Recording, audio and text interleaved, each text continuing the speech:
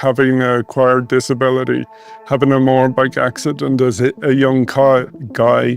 Everything was about not being able to do stuff, not being able to be involved in society anymore, ending up in a residential institution. And now, as years have passed, it's all about the possibilities of what I can do as a disabled person, breaking down those boundaries, being involved in society, having family, having good interactions with them again, and then using tools around my household that make me more independent.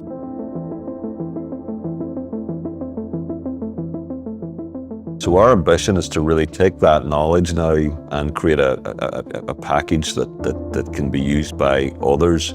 And we've got new technologies, wearable headsets through Neuroconcise, the spin-out company. And so what we want to do is make these more accessible to more teams maybe that might compete in Sabathilon, but then beyond that to people living in their own home that might get a benefit from engaging just with technology in different ways. They might be able to do it better with their movement or with their mouth, but they still want the challenge of trying to self-regulate and modulate brain activity to interact with the technology. We know the technology works. We know that we can translate brainwaves, and I can move things virtually quite okay around the computer screen. So the concept works. It's how we develop that into the future. So it's there. It's going to impact you guys' lives, your kids' lives in the future. It's probably could even replace a smartphone or some device like that. So it's just tech. It's coming sooner or later.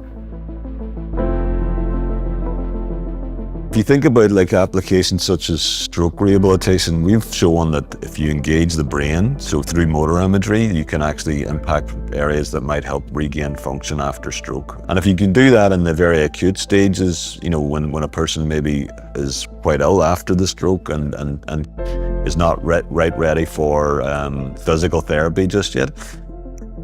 And it makes sense because a lot of people, like if you do repetitive engagement in physio, that's the kind of guidance you get after you have a stroke. Keep repeating and attempting to move, and you'll keep those areas activated. But if you try to imagine movement for 5 minutes, you'll probably get pretty bored at doing it, and you not actually know what areas of the brain are being activated. Whereas with a BCI, you can kind of give that feedback. But beyond that, then you can connect it to something like an FES or an exoskeleton. So you activate the brain first, then you get the full physical loop going. And this has been shown, and there's a number of meta-analysis showing that this is much more effective than say just a passive therapy or a physio just moving your arm.